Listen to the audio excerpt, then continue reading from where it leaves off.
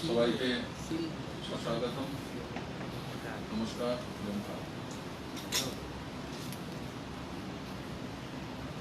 আজকে এই কার্যক্রমে উপস্থিত ত্রিপুরা সরকারের আইসি ডিপার্টমেন্টের সেক্রেটারি, ডাইরেক্টর সহ Shri Sanjay Pal, chairman Bhupendra Bhowmik trust, editor Dainik Sambad और बाकी এখানে টোটাল 20টি ইলেকট্রনিক্স মিডিয়া এবং প্রিন্ট মিডিয়া এডিটর বা ওই হাউসের প্রতিনিধিরা রয়েছেন। আমি সবার নাম বলে সময় নষ্ট করতে চাই না, আমরা একে অপরকে চিনি। আমি সবাইকে ব্যক্তিগত পক্ষ থেকে এবং ত্রিপুরা সরকারের পক্ষ থেকে ধন্যবাদ জানাবো। এই যে পরিস্থিতি, বিপরীত পরিস্থিতিতে আপনারা পারদর্শিতার সঙ্গে আপনাদের কাজ করে যাচ্ছেন। সাংবাদিকতা এবং হাউসগুলো যারা কর্ণধার রয়েছেন, তার মধ্যে সবকটিতেই যারা কর্ণধারেরা ওনারা সাংবাদিক ম্যাক্সিমাম, যতটা আমি জানি। তো তার সঙ্গে সঙ্গে আপনাদের হাউস থেকে ত্রিপুরার বিভিন্ন প্রান্তে এই কোভিড-19 পরিস্থিতিতে যেইভাবে জনজাগরণের যে মাধ্যমটা, তার মধ্যে আপনারা একটা বড় ভূমিকা পালন করেছেন, এখনো করে যাচ্ছেন, ওই দিনও করবেন। এবং তার সঙ্গে সঙ্গে সাবধানতা। আমি মাঝে মাঝে বলি যে সামনে ক্যামেরাম্যানরা যখন চলে আসে ধাক্কামুক্কি হয়ে যায়, কিন্তু তারপরও স্পেশালি আমরা কোভিড-19 স্যাম্পল নিয়ে টেস্টিং করেছি, কিন্তু সৌভাগ্যবশত এই পর্যন্ত কোনো পত্রিকার বন্ধু বা সাংবাদিক বন্ধু বা ক্যামেরাম্যান তার শিকার হয়নি। আমি আশা করি আগামী দিনগুলিতেও আমাদের এই পরিবারগুলিতে, হাউসগুলিতে করোনার কোনো সংযুক্তিকরণ হবে না এবং আপনারা যেভাবে কাজ করে যাচ্ছেন সেগুলো পারদর্শিতার সঙ্গে করবেন। আজকে যে দুইটি কার্যক্রম, তার মধ্যে একটিতে 249টি জ্যাকেট বিতরণ। তো 249টি জ্যাকেট বিতরণ যেই হাউসে দেওয়া হয়েছে, আমি আশা করি আপনাদের পথ চলাতে আর করোনা মোকাবেলা এটা আপনাদেরকে সহযোগিতা করবে, সাহায্য করবে।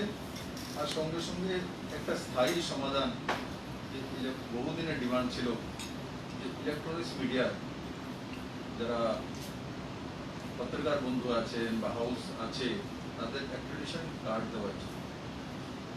তো বহু প্রতীক্ষার পর আজকে সেটা সাকার হয়েছে। আমি ব্যক্তিগতভাবে খুশি। আমি আশা করি যারা অ্যাক্রেডিটেশন কার্ড পেয়েছেন ওনাদের একটা মানসিক শান্তি হয়েছে যে না, আমরাও অ্যাক্রেডিটেশন কার্ড আজকে ধারণ করতে পেরেছি, যেটা একসময় কাল্পনিক ছিল। তো তার সঙ্গে সঙ্গে বন্ধুরা,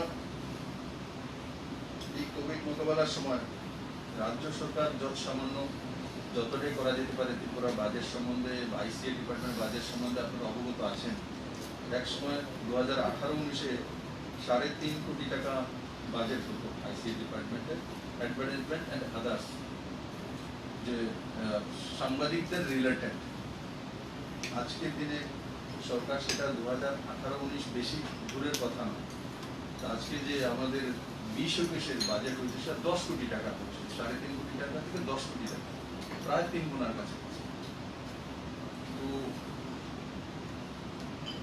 রাজ্যের মধ্যে বিভিন্ন সার্ভিস সেক্টর হোক, এমপ্লয়মেন্ট সেক্টর হোক, ইন্ডাস্ট্রিয়াল গ্রোথ হোক, और সরকারি চাকরি বা জীবনমান উন্নয়ন, এগুলোর মধ্যে যেমন সরকার কাজ করছে, ভ্যালুয়েশন করছে, ঠিক তেমনি তার মধ্যেও রাজ্য সরকার ভ্যালুয়েশন করেছে। 3.5 থেকে 10 কোটি টাকা পর্যন্ত পৌঁছেছে। এই সময় এক সময় লকডাউন ছিল পুরো মাত্রায়, তো আপনাদের পত্র পত্রিকার মাধ্যমে যে নিউজগুলো বেরোতো মানুষের কাছে পৌঁছে যায়, তার জন্য সরকার একটা ব্যবস্থা করেছে। বিগত 2 এপ্রিল থেকে 31 মে পর্যন্ত আমরা প্রায় 10,85,000 টাকা খরচা করে 30 জুন পর্যন্ত 10,85,000 টাকা যে খরচা হয়েছে আইসিএ ডিপার্টমেন্টে, যে আপনাদের পত্রিকাগুলো যাতে মানুষের কাছে পৌঁছে যায়। আর তাছাড়া ওই সময় লকডাউন সময় গাড়ি বন্ধ ছিল, তো সেই কারণে স্বাভাবিক যে দৈনন্দিন গাড়িতে যায়, সে কারণে মিনিমাম একটা কষ্ট দিয়ে পত্রপত্রিকাগুলি ডিস্ট্রিক্ট ওয়াইজ পৌঁছে যেত, ব্লক ওয়াইজ, কিন্তু সেটা ওই সময় সম্ভব ছিল না।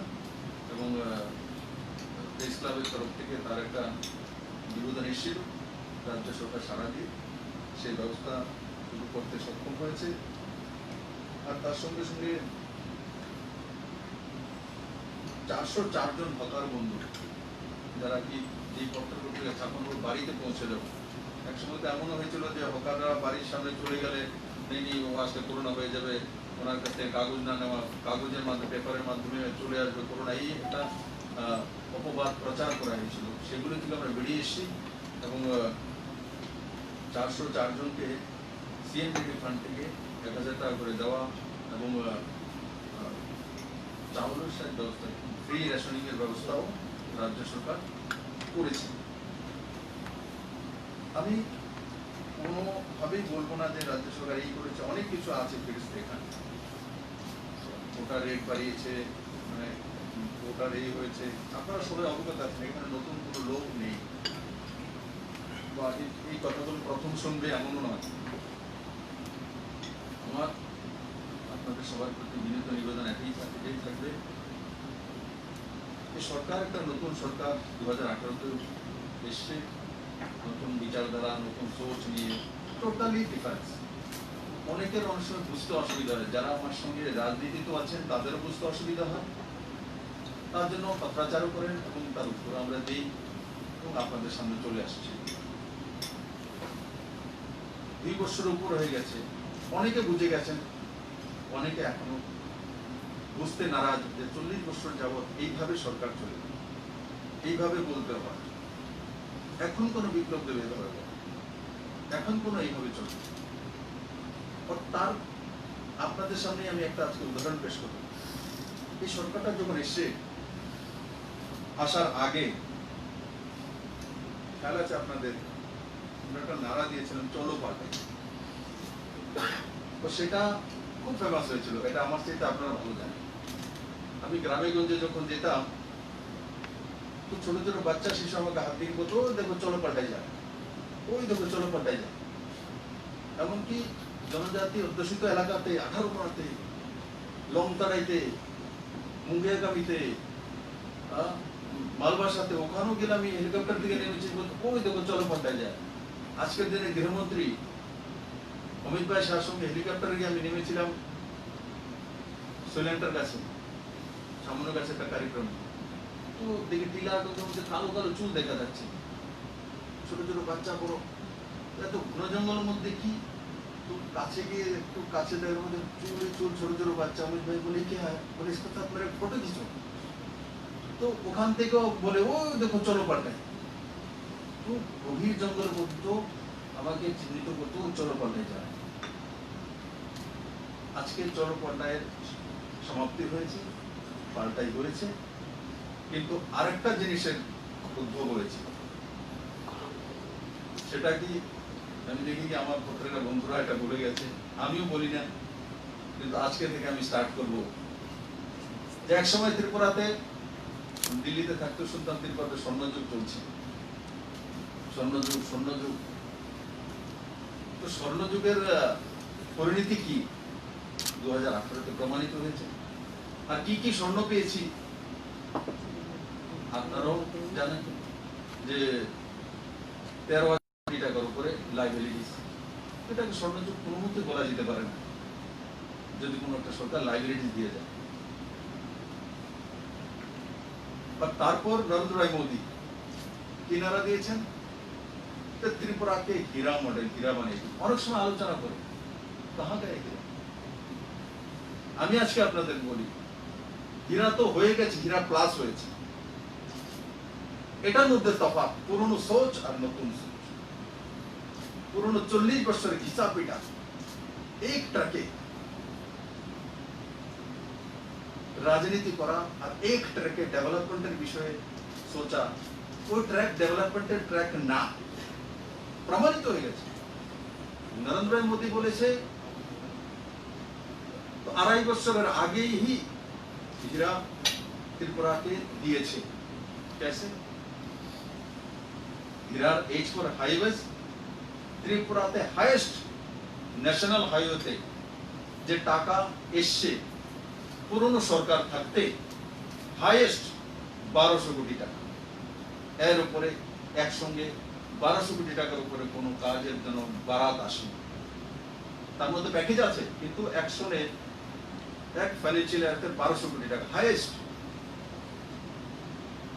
আজকে ত্রিপুরাতে 2020-তে 2000 কোটি টাকা টেন্ডার হয়ে গেছে, 1300 কোটি টাকার কাজ অ্যাকসেপ্ট হয়ে গেছে, 3500 কোটি টাকার উপরে কাজ স্যাংশন হয়েছে। তো মোদীজি বলেছেন হাইওয়েজ দেবো, তো দিয়া না, এর চেয়ে বেশি কি দেবে? পুরো সাবরম টু আসাম পর্যন্ত করিডোর তৈরি হয়ে যাচ্ছে। হাইওয়েজ চিটাগাং বন্দর দিয়ে জাহাজ আসবে। এখন আমাদের কি করতে হবে? আমি ঘোষণা করেছিলাম সোনামুড়া বন্দরে, কিন্তু সোনামুড়া বন্দর সম্ভব হয়নি, একটা কারণ রয়েছে।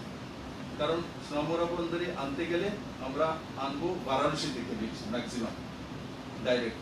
হলদিয়া থেকে যদি সোনামুড়া বন্দর আনতে যাই তো পয়সা বেশি খরচা হবে দেখেছি। কারণ একবার হলদিয়া থেকে আনবো চিটাগাং, চিটাগাং থেকে আবার জলপথে এখান দিয়ে আনবো, অনেকটা রোড আসতে হবে। তার জন্য আমাদের মেইন রুট হবে আগামী দিনে, যেটা এখন বাংলাদেশের উপর আসতে হলে কি হয়, পার কিলোমিটার বাংলাদেশ পয়সা পার কিলোমিটার। তো এখন চিটাগাং থেকে বাই রোডে যখন এই আগরতলা পর্যন্ত আসবে, হিসাব করে দেখুন কত টাকা কষ্ট হবে। আর যখন ফেনী নদীর ব্রিজ কমপ্লিট হয়ে যাবে, মাত্র 60 কিলোমিটার বাংলাদেশের মধ্যে পড়বে, বাকিটা ইন্ডিয়া। তো 60 কিলোমিটার হয় বাংলাদেশ পয়সা পাবে, আমাদের কষ্ট কমে যাবে। এখন অনেক পয়সা বেশি করবে, অনেক পয়সা। আপনি চিটাগাং থেকে বাই রোডে আগরতলা পর্যন্ত ডিস্টেন্স একবার হিসাব করে 500 কিলোমিটার। তো আমরা সেই দিশাতে কাজ করছি। বারাণসী থেকে যে জাহাজগুলি আসবে, মানে উত্তর ভারত থেকে, সেইগুলো ডাইরেক্ট বারাণসী থেকে এখানে আসবে সোনামুড়া পোর্ট। আর হলদিয়া থেকে যেগুলো আসবে সেগুলো কোনো ক্রমে এখানে বড় জাহাজ আসার সম্ভাবনা। তো একবার লোড আনলোড করতে হবে, তার জন্য একবার লোড করে যাতে আসতে পারে, তার জন্য ওই দিশাতে রাজ্য সরকার কাজ করেছে। আর এই ডিসেম্বরের মধ্যে এই ব্রিজ কমপ্লিট হওয়ার পর আপনি আর্থিক করিডোর ত্রিপুরা হয়ে যাবে। জাহাজও চলে গেছে, এতদিনের স্বপ্ন ছিল, কিন্তু এখন জাহাজ চলেছে। আপনারা দেখেছেন যে 21 তারিখে এখানে পৌঁছবে, তো আবার এখানে আইসিবি তে পৌঁছতে এসে সময় লাগে 26 তারিখ। ও পৌঁছবে কিনা জানি না, 27 তারিখ হতে পারে। তাহলে 6 দিন বা 5 দিন শুধু চিটাগাং থেকে আগরতলা পর্যন্ত। অথচ ফেনী নদীর ব্রিজ কমপ্লিট হওয়ার পর মাত্র 1.5 বা 2 ঘন্টায় পৌঁছে যাবে ত্রিপুরা। তো আমরা কাজ শুরু করে দিয়েছি, টেস্টিং পিরিয়ড সেটা, কিন্তু এটা হচ্ছে আমাদের মেইন রুট হবে ফেনী নদী ব্রিজ, যেটা সেটা হবে। আর এটা আমাদের কাছে 2-3টে এডিশনাল রুট থাকবে। আমি যে বিষয় বলছিলাম, মোদীজি হীরা বলেছি, আমি চ্যালেঞ্জ করে বলি, আজ পর্যন্ত ত্রিপুরাতে কোনো রাজনৈতিক দলের কোনো নেতৃত্ব কোনোদিন এসে কোনো কিছু বলেছে? ভাই আমি ছোট ছিলাম, সন্তোষ মোহন দেব বলেছিল যে এখানে কাগজের মিল খুলে দেবো, খুলে দিয়েছে শিলচর, বন্ধ হয়ে গেছে। কারণ ত্রিপুরার জন্য বন্ধ হওয়া লাগবে। বহু নেতা বহু কিছু বলে গেছে, হয়নি ত্রিপুরা। মোদী বলেছে হীরা, তো হীরার এজ হাইওয়েজ প্রমাণিত করেছে। Then I for highways, internet, Covid প্রকোপ, ইন্টারনেট গেটওয়ে প্রবলেম, বিএসএনএল পয়সা দিতে পারছে না, 3 মাস যাবত সেটা বন্ধ হয়েছে। যেটা লিখেছি, আমি আশা করি আবার চালু হয়ে যাবে। চিটাগাং দিয়ে যে আমাদের হাই স্পিড ইন্টারনেট আসছে, কোনো মতে বন্ধ করবে না মোদী সরকার। ঘাটাতে গিয়েছিল, তার জন্য তার অপশন আমি দিয়ে দিয়েছি কিভাবে প্রফিটে আসতে পারে। আর তার সঙ্গে সঙ্গে এই সরকার ফাইল ব্যবস্থা করেছে 2টি ডিপার্টমেন্টে, এক নেই 2 নর্থ ইস্টের কোন রাজ্যের মধ্যে ফাইল নেই, কোন রাজ্যের মধ্যে নেই ফাইল, এ রাজ্য করেছে। ফাইলের জন্য কিসের দরকার? ইন্টারনেটের দরকার, কানেক্টিভিটির দরকার। শুধু কম্পিউটার করলে হবে না, তার মধ্যে যদি লাইন না থাকে ইন্টারনেট, তো ফাইল করতে পারবো না। আর ফাইল ওই দিন সেকশন থেকে তৈরি হবে, ওই দিন ফাইলে সেকশনে তৈরি করছি যতটা সময় লাগবে, বাকিটা আর সময় না, ফটাফট সিগনেচার ওই দিন হাফ এন আওয়ার ফাইল পেয়ে। আইটি ডিপার্টমেন্টে হয়ে গেছে। ইপিডিএস সিস্টেম, ইন্টারনেটের দরকার, ত্রিপুরাতে 100% হয়েছে। আর তাতে প্রমাণিত করেছি আমরা যে 120 কোটি টাকা বাঁচিয়েছি। তার মধ্যে 1,80,000 মানুষের খাদ্যদ্রব্য সেভিংস করেছি, 62 কোটি টাকা বাঁচিয়েছি। প্লাস যে রেশন শপের ডিলাররা হাত ফিঙ্গারপ্রিন্ট দিয়ে নিজের কাছে একটা পারমিশন ছিল উঠানোর, সেটাও বন্ধ করে দেওয়াতে প্রতি মাসে 5 কোটি টাকা করে লাভান্বিত হচ্ছে। কারণ এপিএল এর মধ্যে অনেকেই রেশন শপে যায় না, নেয় না, কিন্তু রেশন শপ মালিক সেটা তুলে মার্কেটে বেশি বিক্রি করে দিত, সেটাও বন্ধ করে দিয়েছি। তাতে 60 কোটি টাকা বেড়েছে, মানে প্রায় 120 কোটি টাকা সেভিংস। কিসের জন্য? নরেন্দ্র মোদীর আইওএস এর জন্য লাগু করেছি আমরা। আর ফর রেলওয়েজ, রেলওয়েজে আইওএস হয়েছে, আইওএস বলেছি, আইওএস বললাম, আর ফর রেলওয়েজ। কি করবে আর মোদী? রাজধানী express, Humsafar express, north east express, Kanchenjunga express, Deoghar express, DEMU train 4টি, লোকাল এক্সপ্রেস, একটি মাত্র ট্রেন। আর কত দেবে? কোথায় দেবে? তারপরও 2টি ডাবল ট্র্যাক করার জন্য সেদিন আমি জিএম এর রিপোর্ট চেয়েছি। আগামী বাজেটে হয়তো সেটা হয়ে যাবে। কৈলাসহর, ধর্মনগর, পেচারতল 650 কোটি টাকা বাজেট রয়েছে। আগামী রেলওয়ে বাজেট আসবে, নয়া ট্রেক, নিউ ট্রেক। আরেকটা Dharmanagar, Kumarghat, Khowai, Agartala, alternative railway track, মানে ডাবল ট্র্যাক। যখন ডাবল ট্র্যাক হবে তখন গিয়ে রাজধানী এক্সপ্রেস 2 দিন চলতে পারবে, 3 দিন চলতে পারবে। এখন অনেকে বিরোধী দলের কিছু কিছু লোক আছে, বোঝে না, হঠাৎ করে একটা লেটার লিখে দেবে যে রাজধানী এক্সপ্রেস ডেলি করে। ডেলি কোন ট্রেক में চালাবেন? কোন ট্র্যাকে চালাবো? এক্সপ্রেস 6টা আসছে, 6টার তো টাইম তো লাগে। তারপরে লোকাল এক্সপ্রেস, তারপর ডেমো ট্রেন আছে, কোন ট্র্যাকে যাবে? আগে ট্র্যাক চাই, দেন হামসফর এক্সপ্রেস 2 দিন বলতে পারবো, রাজধানী 3 দিন বলতে পারবো। এর আগে বলে কোনো লাভ নেই। तो नरेंद्र भाई मोदी ने रेलवे दिए, और लास्ट ए माने एयरवेज। जो कल्पना করেছিল দিল্লি থেকে 2 ঘন্টা 20 মিনিটে ত্রিপুরাতে পৌঁছে যাবে, ফ্লাইটে আসবে, ফুল লোডেড, 18টি ফ্লাইট প্রতিদিন ত্রিপুরার এয়ারপোর্টে। গুয়াহাটির পরে সবচেয়ে ব্যস্ততম এয়ারপোর্ট। 18 মানে 18 × 36 বার আসা যাওয়া। তো মোদি বলেছে হীরা দেবে। মেরে পত্রিকার বন্ধু, আজ পর্যন্ত কোন পলিটিশিয়ান ত্রিপুরার আবিষ্কার হওয়ার পর থেকে বলেছে আর করে দিয়েছে, এখনো 2.5 বছর বাকি। এখনো সরকারের 2.5 বছরের চাইতে বাকি রয়েছে বেশি। আপনারা দেখে যান কি হবে ত্রিপুরাতে। অনেকের আইডিয়া হয়ে গেছে আগে আরো ত্রিপুরাতে কি হতে পারে। হীরা মোদি বলেছে, তো হীরা করে দিয়েছে। আগে চলো পাল্টাই নারা দিয়েছিলাম, মোদি হীরার নারা দিয়েছে। এখন আমি হীরার নারা দেবো, হীরা হয়ে গেছে অলরেডি। কিন্তু দুর্ভাগ্যবশত ওই সময় স্বর্ণযুগের কথা বলেছিল, কিন্তু স্বর্ণযুগের এক বুঁদ तक দেখিনি, এক বুঁদ तक, दूर दूर तक। এখন এই সরকার নতুন ভাষায় নতুন মানসিকতা কথা বলে, তো পুরনো ধারায় পুরনো মানসিকতা সেগুলোকে অ্যাকসেপ্ট করার মতো তাদের কাছে ক্যাপাসিটি আবার ব্যাক করে ওদিকে নিয়ে যেতে। কিন্তু ইয়থ জেনারেশন কোনো মতেই পুরনো ধারায় যাবে না। ইয়থ জেনারেশন তো নতুন ধারায় বিশ্বাস করে, নতুন কিছু আবিষ্কার করতে চায়, নতুন কিছু দেখতে চায়, নতুন কিছু বলতে চায়, তার মধ্যে কিউরিওসিটি থাকে, তার মধ্যে জানার ইচ্ছা থাকে। জানার ইচ্ছা, নতুন কিছু করা, নতুন কিছু ভাবা, যদি কোনো ব্যক্তি, কোনো প্রধান, কোনো লিডারশিপ, সেটা হচ্ছে দেশের প্রিয় প্রধানমন্ত্রী নরেন্দ্র ভাই। প্রতিদিন কোনো না কোনো নতুন কনসেপ্ট, নতুন দিশা, নতুন মানসিকতা। আর যেই ব্যক্তির মধ্যে নতুনত্বের স্বাদ থাকে, নতুনত্বের প্রতি তার ইন্টারেস্ট থাকে, সেই ব্যক্তি চির যৌবন থাকে। পুরাতনের প্রতি বিশ্বাস, পুরাতন মানসিকতা যাওয়া और एक रखे थका व्यक्ति थक जाता है, घिच जाता है और তারপর তার জীবন সমাপ্ত।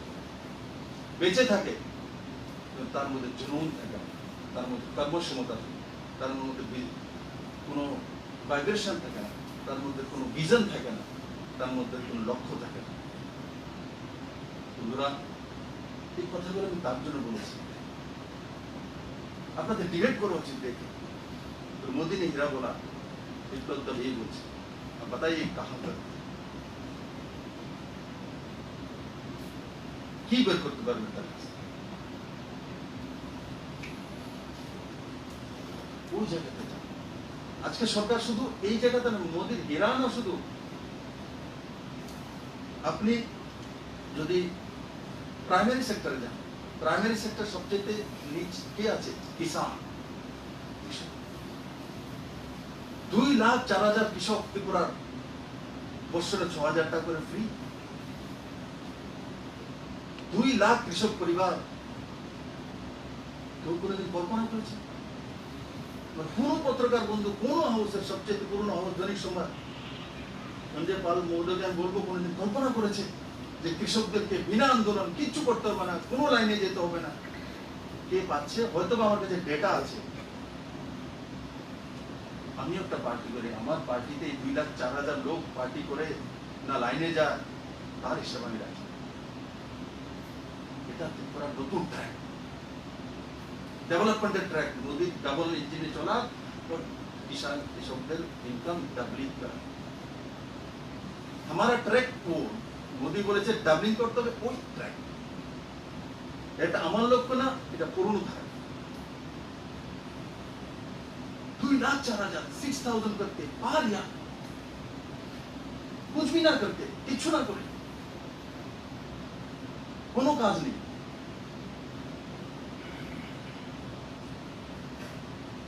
মুখ্যমন্ত্রী ফসল বীমা যোজনা, প্রধানমন্ত্রী ফসল বীমা যোজনা যখন লাগু করেছি, পুরো দেশব্যাপী প্রধানমন্ত্রী লাগু করেছেন,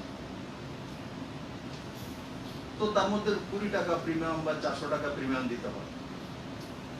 তো আমি দেখলাম যে 400 টাকা প্রিমিয়াম দিয়ে একটা জমি ধানের খেতে, আলাদা আলাদা ফসল আলাদা, 400 টাকা একটা খেতে ধানের প্রিমিয়াম হয়, ফসল বীমা না। और তার বদলে আপনি 10,000 টাকা, জমি যদি ক্ষতি হয় 10,000 টাকা পেয়ে যাবেন 3 মাসে। তো কিছু কিছু লোক করেছে, আমি দেখেছি, কিন্তু বড় মাত্রা করে। তখন সরকার সিদ্ধান্ত করেছে যে কিষানই তো আমাদের মূল শক্তি, তো তাদেরকে ইন্স্যুরেন্স কিভাবে করানো যাবে? তখন মুখ্যমন্ত্রী ফসল বীমা যোজনা প্রায় 8 কোটি টাকা খরচা করে 2 হেক্টরের নিচে যে জমিন, মাত্র 20 টাকা দেবে, বাকি সরকার দেবে 400 টাকা, 350 টাকার উপর। ত্রিপুরাতে আমরা লাগু করেছি কিষান বীমা, মুখ্যমন্ত্রী কিষান বীমা যোজনা, মুখ্যমন্ত্রী কিষান ফসল বীমা যোজনা। তাতে এই খরিফ ফসলে পরশুদিনই ত্রিপুরা ভারতবর্ষের মধ্যে প্রথম স্থানে আছে, ফার্স্ট প্রাইজ নিয়ে এসছে। কারণ তো ওই বীমার, মুখ্যমন্ত্রী কিষান ফসল বীমার কারণে ডাইরেক্ট বীমা কোম্পানি থেকে টাকা গেছে, এরা দৌড়ে দৌড়ে গিয়ে কৃষকদেরকে বীমা করিয়ে দিয়েছে, কারণ এরা টাকা পাবে ডাইরেক্ট। ভারতবর্ষের মধ্যে ত্রিপুরার পরে দ্বিতীয় স্থানে আছে কর্ণাটক 30%, আমরা হচ্ছে 80%, আর এরা 30%, বাকি স্টেট তো 4%, 3%, 2% ऐसा। তো আমি সেক্রেটারিকে বলেছি এখন দায়িত্ব যে খরিফের যে এত টাকা 8 কোটি টাকা রাজ্য সরকার খরচা করলো, প্রিমিয়াম তো চলে গেল ইন্স্যুরেন্স কোম্পানিতে, কিন্তু যাদের যাদের ফসল লোকসান হয়েছে তাদেরকে ফটাফট আইডেন্টিফাই করো ডিপার্টমেন্টের মাধ্যমে আর তাদেরকে তুরন্ত ক্লেম করাও। ক্লেম করে যখন 8 কোটি টাকা থেকে বেশি নিতে পারবে তব मैं সাকসেস। না হলে তো আমি 8 কোটি টাকা দিলাম, এটা তো পাবলিকেরই টাকা, ইন্স্যুরেন্স কোম্পানি লাভ হয়ে গেল, আমার কিষানরা তো নিতে পারলো না। তো কৃষকদেরকে আমি বলবো আপনাদের মাধ্যমে জাগরুকতা করুন, বলে কিষান ফসল বীমা করে দিয়েছে, যারাই ফসল হাফ খারাপ হলে পেয়ে যায়, 30% খারাপ হলে পেয়ে যায়, এর মধ্যে আছে, তো তুরন্ত ক্লেম করা, ফর্ম ফিল আপ করা। जहाँ যেখানে বিএলডব্লিউ অফিস আছে, যেখানে জনপ্রতিনিধি কোন পত্রিকা বন্ধু বলে আমার দেশ হয়ে যাও ফর্ম ফিল আপ করে দাও, সে তো ক্লেম করলেই সে টাকা পেয়ে যায়। তো ক্লেম করে যখন সমস্ত কৃষকরা এই 8 কোটি টাকার বদলে যখন 18 কোটি টাকা 80 কোটি টাকা আনতে পারবে তব তখন আমি খুশি হবো যে আমার কিষান জাগ্রত খুশি। নাহলে আমি রাজ্য সরকারের টাকা দেব, কিষান যদি জাগ্রত না হয় তাহলে তো টাকাটা শিকার হতে হবে। বন্ধুরা, আমি তার জন্য বললাম হীরা মডেল থেকে লাস্ট যে জমিনে থাকে, মাঝখানে আমি একটা বলবো না, থোড়ার দোকানে বলতে বলতে আমি থাকছি কখনো। প্লেন থেকে শুরু করলাম, Delhi to Agartala direct flight থেকে শুরু করে সমাজের অন্তিম যে ব্যক্তি কৃষক, সেই পর্যন্ত ত্রিপুরা সরকার এবং কেন্দ্র সরকার দোনো সরকার মিলে কাজ করেছে।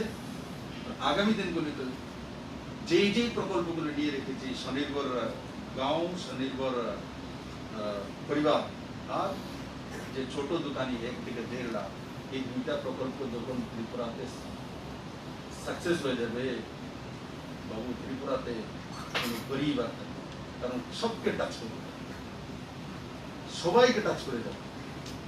আর মানসিকতা ইন্ডিপেন্ডেন্ট মানসিকতা, অপরের উপর পরনির্ভরশীলতা থেকে বেরিয়ে আসবে। যখন দোকান, এই যে মিডিয়া হাউস আপনারা চালান, আমি বলি আপনারা পরনির্ভরশীল কেন? আপনাদের মানসিকতাটা সবসময় একটু স্বাধীন থাকে। যদি এই মিডিয়া হাউসটা সরকার চালাতে পারতেন আপনি, যদি প্রতি মাসে মাসে সমস্ত বেতনগুলি আমি দিতাম সরকার থেকে, মিডিয়া হাউসে আপনারা মতটা প্রকাশ করতে পারতেন, যত বড় পত্রিকার বলুন না পারতেন? সম্ভবত কেন পারছেন? যে আপনি নিজে উপার্জন করে সেটা তৈরি করেছেন, তার কারণে আপনি আপনার জনতার মত প্রকাশ করার অধিকার। তো আজকে যখন 1.5 লাখ, 1 থেকে 1.5 লাখ এই ছোট দোকানি, যাদেরকে আমি ইন্স্যুরেন্স করে দেবো, যাদেরকে লোন দিয়ে দেবো সাবসিডি, যাদেরকে ট্রেড লাইসেন্স করে দেবো, যাদের জিএসটি রেজিস্ট্রেশন করে দেবো, যাদের ইন্স্যুরেন্সের 1 বছরের প্রথম কিস্তি 1000 টাকা করে যারা হবে, মানে 5 লাখ টাকা পর্যন্ত ইন্স্যুরেন্সের 1000 টাকা প্রিমিয়াম হয়, সেই প্রিমিয়ামটাও 4 কোটি টাকা খরচা করে রাজ্য সরকার দিয়ে দেবে। তখন সেই ব্যক্তি যখন লোন দিয়ে, সাবসিডি লোন দিয়ে ব্যবসা করবে, তার মধ্যে ইন্ডিপেন্ডেন্ট মানসিকতা তৈরি হবে, মানে ত্রিপুরাতে 1.5 লাখ লোকের ইন্ডিপেন্ডেন্ট মানসিকতা তৈরি হবে, স্বাভিমানী মানসিকতা তৈরি হবে। আর স্বাভিমানী মানসিকতা হি এক স্বনির্ভর ত্রিপুরা দিতে পারে, স্বনির্ভর রাজ্য দিতে পারে। এই দিশাতে রাজ্য সরকার কাজ করছে। আগামী 1.5 থেকে 2 বছরের মধ্যে দেখবেন ত্রিপুরার প্রত্যেকটি ব্যক্তির মধ্যে স্বনির্ভর মানসিকতা और মানসিকতা, পরনির্ভরশীলতা থেকে বেরিয়ে আসবে। এটা হচ্ছে নিউ ত্রিপুরার কনসেপ্ট, এটা হচ্ছে মডেল ত্রিপুরার কনসেপ্ট। আমি আশা করি আগামী দিনগুলিতে আপনারা সরকারের এই ধরনের যে কাজগুলো আছে মানুষের সামনে তুলে ধরা, আর সেগুলোর প্রতি পজিটিভিটির সঙ্গে নিজের হাউসকেও আগে নিয়ে যাওয়া। আমি সম্পূর্ণভাবে বিশ্বাস করি সরকারের যারা অফিসার বা আমলা রয়েছেন, যারা পত্রিকার বন্ধু আছেন, সাধারণ মানুষ রয়েছেন, আর নতুন ত্রিপুরা পথ চলা শুরু হয়ে গেছে। দেখেন ত্রিপুরাকে রোকা আর সম্ভব নয়, কেউ পারবে না, খুদ নেই রোক सकता। खुद नहीं रोक सकता उन्हें बोली हमें नीचे रखते पूरा स्पीड हमें रुकते पारो चाहिए रुकते पारो मेरे को खुशी होता है जब আনারস কুইক পাইনাপল পাঠিয়ে যখন রাষ্ট্রপতিকে ফোন করি तो राष्ट्रपति बोले ये तो हमने ही तो इसका किया था अनावरण मेरे हाथ से मैंने उस समय पाइनएप्पल लेकर आया था आपने दिया था और गवर्नर हाउस राष्ट्रपति भवने আমি লাগিয়েছিলাম লাগানোর পরে যেমন তার আনারস আগে तो बोला बोले राष्ट्रपति महोदय उस मिट्टी में दिल्ली में बारिश नहीं होता उसमें नहीं हो सकता बोले क्या करे उसको हम बोले अभी जो मैंने आपको अनारस भेजा उसको आप मिट्टी तोड़वा के गमला में लगाइए और त्रिपुरा के मिट्टी का जो इक्वेशन है उस इक्वेशन का मिट्टी तैयार करवा लीजिए इन लोगों से और उसी हिसाब से उसको आप इसका इलाज कराइए और इसमें लगा दीजिए उसमें हमारे जैसा टेस्टी नहीं होगा तो पाइनएप्पल जरूर आएगी आप राष्ट्रपति भवन में पाइनएप्पल देखेंगे और मेरे को तब खुशी होता है जब देश के राष्ट्रपति बोलता है मैं आज शाम को हमने बोला जूस निकालना है ना पूरा जूस निकाल के पूरे परिवार के साथ पीऊंगा जब देश के प्रधानमंत्री मैं फोन करता हूँ और उनके मैं जब फोन किया उससे पहले हमारे साहब के पास बोले वो तो पहुँच गया साहब के दे दिए तो हम बोले तो बोले अब दादा हमको भी थोड़ा बहुत भेजिए ना तो मेरे को खुशी होती है प्रधानमंत्री हाउस से उनके पीएस बोलता है दादा हमको भी भेजिए ना हमने बोला वहाँ पे बोले यहाँ पे तो लेके चला जाएगा हमारे घर में भेज दीजिए इतना खुशी है तो बाद में इसके एड्रेस से मैंने उसको घर में भेजा और उसको इतना डिमांड है त्रिपुरा का आज प्रधानमंत्री हाउस से ऐसे डिमांड आती है राष्ट्रपति की यहाँ से तारीफ आती है और राजनाथ सिंह जी को जो मैंने फोन किया तो बोलता है मैं तो सुबह पाइनएप्पल काट के खा गया बड़े टेस्टी है हमने बोला इसको जूस निकाल के पीजिए आपको मजा आएगा बोले किस टाइम में खाना पड़ता है किस टाइम में इसका तो मैंने सुना तुमने पूरा पाइनएप्पल खिलाया इसमें इम्यूनिटी पूरा में हमला किया तो हमको किस टाइम में लेना पड़ेगा हम बोला किसी भी टाइम में ले लीजिए तो इनके अंदर जो उत्साह है ये काफी त्रिपुरा के लोगों ने सुना जो भाई त्रिपुरा के पाइनएप्पल का तारीफ राष्ट्रपति कर रहा है त्रिपुरा के पाइनएप्पल का तारीफ प्रधानमंत्री कर रहा है त्रिपुरा के पाइनएप्पल के तारीफ परराष्ट्र मंत्री कर रहा है और अमित भाई जो आदमी इतना कम बोलता है मैंने जब बोला इसको जूस बोला मैंने मिल गया तो चिंता मत करो मैं जूस ही पीऊंगा और साथ ही साथ मैंने तुरंत उनको बोला भाई साहब मेरा फाइल गया आपके यहाँ 3 PSR बटालियन करना है और उसमें देना है पावर डिपार्टमेंट में आपको आरके सिंह ने भेजा वो उसमें आपके सेक्रेटरी नहीं दे रहा होम सेक्रेटरी तो बोले कल ही तुम्हारा काम कर देता मेरा क्वीन पाइनएप्पल कितने रुपए का क्वीन पाइनएप्पल इतना एक क्वीन पाइनएप्पल ने मेरा 3000 लोगों का रोजगार तैयार कर एक क्वीन पाइनएप्पल लोग ऐसा सोचता है भाई 50 रुपए चला जाएगा इसके तरफ देखता रहता है मत देखो इनडायरेक्टली कार्गोते सेम डे थे और पाइनएप्पल इवे पठाएंगे हम पाइनएप्पल फटा सेम डे थे कलेक्शन खेती থেকে সেম ডেতে কার্গোতে পাঠানো और दिल्ली ते पहुंचेगा তার মধ্যে টেস্ট বেশি থাকে পাইনঅ্যাপল যদি 2 দিন 3 দিন 4 দিন রাখা হয় তো তার মধ্যে স্যাট্রিক অ্যাসিডের পরিমাণটা বাড়তে থাকে তো টেস্ট শেষ হচ্ছে আমি তাদেরকে বলেছি তার জন্য ফোন করেছি সবাইকে বলতে পারিনি কারণ এই 13 জনকে আমি করেছি বলে आप कर दो और तुरंत इसको कीजिए इसका मजा ही आ रहा है तो मैं आशा करता हूँ जीवन में नहीं भूलेंगे और हमको बाद में एक मंत्री ने बोला जो पार्लियामेंट सेशन आसছে तो पार्लियामेंट लाइब्रेरी थे त्रिपुरा पाइनएप्पल फेस्टिवल करेंगे हम करिए स्वागत है करिए आप पाइनएप्पल बोले हर साल करेंगे तो करो मैं तो वही चाहता हूँ तो आज के সেই জায়গাতে চলে গেছে আর করার পরে তারপরে কোনো বন্ধু এসে বলছে আমাকে বলে আপনি যে কোন পাইনএপ্পল এটা শুরু করছেন বা যে আনারস দিয়ে আছে এইসব করতেছেন বিভিন্ন জায়গাতে পাঠাইতেছেন এটা কি আপনি মহারাজা বিপুল সমাজের থেকে সিন্ধানি করতেছেন আমি আপনাদের সামনে বলি আমি মহারাজা বিপুল মানিক্য পাইনঅ্যাপল পাঠাতেন আমি যেটা করিনি বা আমাকে তো বলেনি আপনি আপ করেছি কিন্তু আপনি আপ মহারাজা বিপুল মানিক্যের রাস্তাতে চলে গেছে जनजाति जे প্রধানদের সঙ্গে মেলামেশা, সেটাও আপনি আপনি করেছি, কিন্তু মহারাজার সঙ্গে মিলে গেছে। আমি বলি মহারাজার অসমাপ্ত কাজ, মহারাজার দীর্ঘ অসমাপ্ত কাজ করার জন্য নরেন্দ্র মোদী যেই মানসিকতা নিয়ে ত্রিপুরাতে কাজ শুরু করেছেন, আমরাও যেই মানসিকতা নিয়ে কাজ শুরু করেছি, উনি যেই স্পিডে কাজ শুরু করেছেন, কম বয়সে চলে গেছে, কিন্তু ওনার বাকি কাজগুলো নিশ্চিত এই সরকার সম্পূর্ণ করে দেবে। সবাইকে অনেক অনেক ধন্যবাদ।